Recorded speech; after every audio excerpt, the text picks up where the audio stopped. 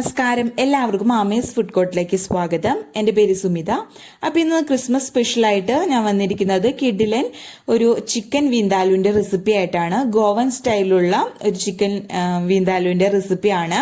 വളരെ ഈസിയാണ്, അതേപോലെ വളരെ ടേസ്റ്റി ആയിട്ടുള്ള ഒരു കിഡിലൻ റെസിപ്പിയാണ്. അപ്പോൾ അതെങ്ങനെയാണ് ഈസി ആയിട്ട് നമുക്ക് റെഡിയാക്കുന്നതെന്നും കൂടി നോക്കാം. അപ്പോൾ നമുക്ക് നമ്മുടെ ചിക്കൻ വിന്താലിന് വേണ്ടിയിട്ട് ഒരു മസാല റെഡിയാക്കി എടുക്കണം. അപ്പോൾ അതിന് വേണ്ടിയിട്ട് ഞാനൊരു പാനിലേക്ക് ഒരു 5 വറ്റൽ മുളക് ചേർത്ത് കൊടുത്തിട്ടുണ്ട്.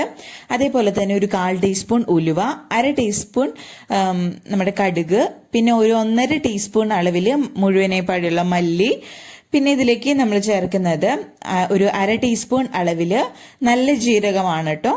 പിന്നെ ഇതിലേക്ക് 1 ടീസ്പൂൺ അളവിൽ കുരുമുളക് ചേർക്കുന്നുണ്ട്. പിന്നെ ഒരു ചെറിയ കഷ്ണം പട്ട, പിന്നെ ഇതിലേക്ക് 2 ഗ്രാമ്പൂ, 2 ഏലക്കായ, അതേപോലെ ഒരു തക്കോലം കൂടി ചേർത്ത് കൊടുക്കുന്നുണ്ട്. അതിനുശേഷം ഇത് ലോ ഫ്ലെയിമിൽ വെച്ചിട്ട് നമ്മൾ നല്ല പോലെ ഡ്രൈ റോസ്റ്റ് ചെയ്തെടുക്കുകയാണ് ചെയ്യുന്നത്. ഇതിലേക്ക് ഓയിലൊന്നും നമ്മൾ ഇതിലേക്ക് ചേർത്ത് കൊടുക്കുന്നില്ല. അപ്പോൾ കരിയാതിരിക്കാൻ ലോ ഫ്ലെയിമിൽ വെച്ചിട്ട് തന്നെ ഇത് ഡ്രൈ റോസ്റ്റ് ചെയ്തെടുക്കാൻ ശ്രദ്ധിക്കാം. അതേപോലെ തന്നെ നമ്മുടെ കറിക്ക് നല്ല കളർ കിട്ടണമെന്നുണ്ടെങ്കിൽ നിങ്ങൾ ഈ വറ്റൽമുളക് ചേർത്തതിന് പകരമായിട്ട് കാശ്മീരി മുളക്, ഉണക്കമുളക് കിട്ടുമല്ലോ, കാശ്മീരി മുളക്, അത് ചേർത്ത് കൊടുത്താൽ മതി കേട്ടോ. അപ്പോൾ നല്ല കളർ കിട്ടും നമ്മുടെ കറിക്ക്. അപ്പോൾ അത് ചേർക്കുമ്പോൾ കുറച്ചും കൂടി എണ്ണം കൂടുതൽ ചേർത്ത് കൊടുക്കണം, കാരണം ആ ഒരു മുളകിന് എരി കുറവായിരിക്കും. അപ്പൊ ഇത് നല്ല പോലെ റോസ്റ്റ് ചെയ്തെടുക്കാം കേട്ടോ. ഇപ്പൊ നമ്മുടെ മസാല നമ്മൾ നല്ല പോലെ ഇതങ്ങ് റോസ്റ്റ് ചെയ്തെടുത്തിട്ടുണ്ട്. അപ്പോൾ ഇനി നമുക്കിത് ഫ്ലെയിം ഓഫ് ചെയ്തിട്ട് നല്ല പോലെ ചൂടാറാൻ വേണ്ടിയിട്ട് വെക്കാം. നല്ലപോലെ നമ്മുടെ മസാലയൊക്കെ ചൂടാറി കഴിഞ്ഞാൽ നമുക്കൊരു മിക്സിയുടെ ജാറിലേക്ക് ഇത് ഇട്ട് കൊടുത്തിട്ട് നല്ല പോലെ ഒന്ന് പൊടിച്ചെടുക്കാം കേട്ടോ. അപ്പൊ നല്ലപോലെ ചൂടാറിയതിന് ശേഷം മാത്രം നമ്മളിത് പൊടിച്ചെടുക്കാം. അപ്പൊ നമ്മൾ ഇപ്പൊ നല്ല പോലെ നമ്മൾ മസാലയൊക്കെ പൊടിച്ചു കൊണ്ടുവന്നിട്ടുണ്ട്. ഇനി ഇതിലേക്ക് നമുക്ക് വെളുത്തുള്ളി ചേർത്ത് കൊടുക്കാം. ഞാൻ ഏകദേശം ഒരു 15 വെളുത്തുള്ളിയാണ് ചേർത്ത് കൊടുത്തിരിക്കുന്നത്. ചെറിയ വെളുത്തുള്ളിയാണ് കേട്ടോ. അതേപോലെ തന്നെ ഒരു മീഡിയം സൈസിലുള്ള ഇഞ്ചി ചെറുതായിട്ട് ഒന്ന് കട്ട് ചെയ്തിട്ട് ഇട്ട് കൊടുത്തിട്ടുണ്ട്. പിന്നെ കുറച്ച് കറിവേപ്പില, അതേപോലെ ഒരു വലിയ തക്കാളിയാണ്, അത് നമുക്കൊന്ന് ചെറിയ പീസസ് ആയിട്ട് ഇതിലേക്ക് കട്ട് ചെയ്ത് കൊടുക്കാം കേട്ടോ. അപ്പോൾ തക്കാളി നിങ്ങളുടെ പുളിക്ക് അനുസരിച്ച് ചേർത്ത് കൊടുക്കാം. അതേപോലെ 2 പച്ചമുളകും കൂടി ചേർത്ത് കൊടുക്കുന്നുണ്ട്, അത് നിങ്ങളുടെ എരിവിനനുസരിച്ച് ചേർത്ത് കൊടുക്കാം കേട്ടോ. പിന്നെ ഇതിലേക്ക് ഒരു 1/2 ടീസ്പൂൺ അളവിൽ മഞ്ഞൾപ്പൊടി, പിന്നെ കുറച്ചും കൂടി ഒന്ന് കളർ കിട്ടാൻ വേണ്ടിയിട്ട് ഞാൻ ഒരു 1.5 ടീസ്പൂൺ അളവിൽ കാശ്മീരി മുളക് പൊടിയും കൂടി ചേർക്കുന്നുണ്ട്. പിന്നെ ഇതിലേക്ക് നമ്മൾ വിനീഗർ ആണ് ചേർക്കുന്നത്. ഇപ്പോൾ ഒരു 3 ടേബിൾ സ്പൂൺ വിനീഗറാണ് ഞാൻ ചേർക്കുന്നത്. അത് കഴിഞ്ഞിട്ട് പുളി കുറവാണെന്ന് തോന്നുകയാണെങ്കിൽ നമ്മൾക്ക് കറിയിലേക്ക് പിന്നീട് ചേർത്ത് കൊടുക്കാവുന്നതേ ഉള്ളൂ. അപ്പോൾ ഇത് നല്ല പോലെ അരച്ചു കൊണ്ടുവരാം.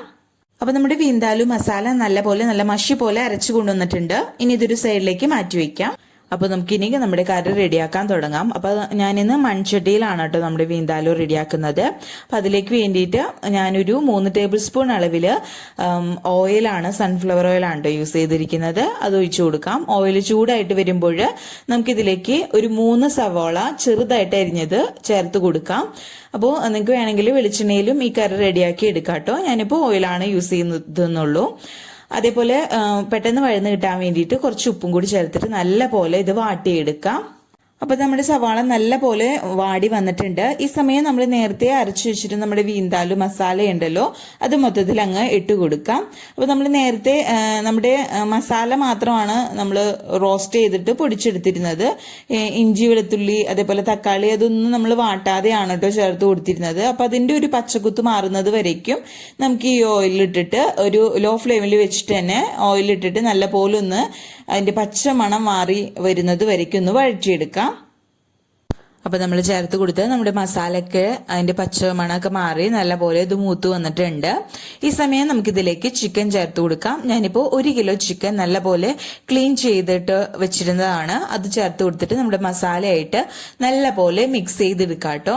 അപ്പൊ എല്ലാ ഭാഗത്തേക്കും മസാല വരുന്ന വിധത്തിൽ നല്ല പോലെ ഇതങ്ങ് മിക്സ് ചെയ്തെടുക്കാൻ ശ്രദ്ധിക്കാം. അതേപോലെ തന്നെ നമ്മൾ ഇതിലേക്ക് ഉപ്പൊന്നും ചേർത്തിട്ടില്ല. സവാള വഴറ്റുന്ന സമയത്ത് മാത്രം കുറച്ച് ഉപ്പ് ചേർത്തിട്ടേ ഉള്ളൂ.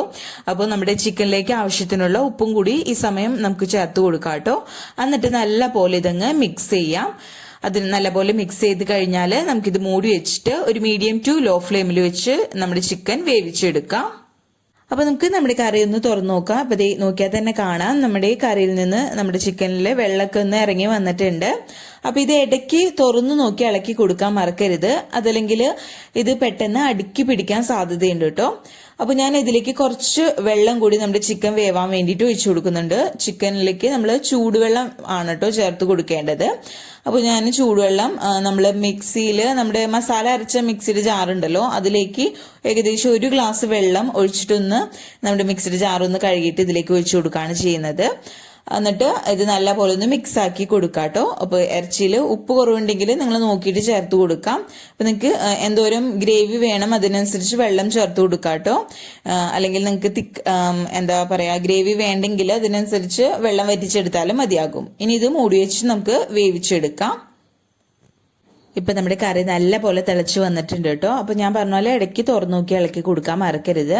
അപ്പൊ ഞാൻ ടേസ്റ്റ് ചെയ്ത് നോക്കിയപ്പോൾ എനിക്ക് കുറച്ച് പുളിയുടെ കുറവ് തോന്നി. അത് കാരണം 1 ടേബിൾ സ്പൂൺ വിനാഗിരിയും കൂടി ഞാൻ ചേർത്ത് കൊടുക്കുന്നുണ്ട് കേട്ടോ.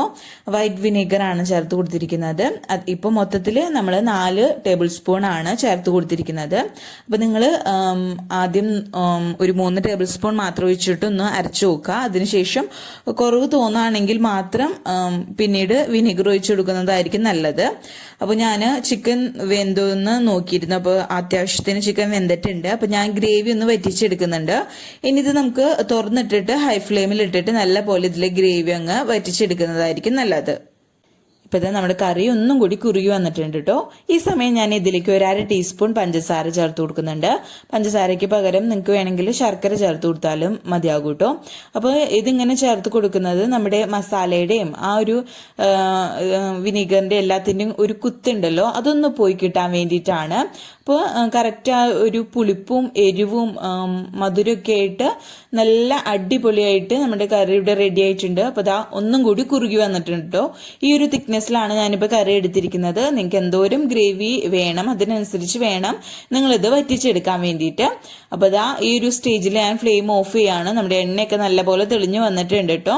അപ്പോൾ ഇത്രയേ ഉള്ളൂ. നല്ല ടേസ്റ്റി ആയിട്ടുള്ള വളരെ ഈസി ആയിട്ട് റെഡിയാക്കാൻ പറ്റുന്ന ഒരു കിടിലൻ ചിക്കൻ വിന്താലുവിന്റെ റെസിപ്പിയാണ്. അപ്പോൾ എല്ലാവർക്കും വീഡിയോ ഇഷ്ടപ്പെട്ടെന്ന് വിചാരിക്കുന്നു.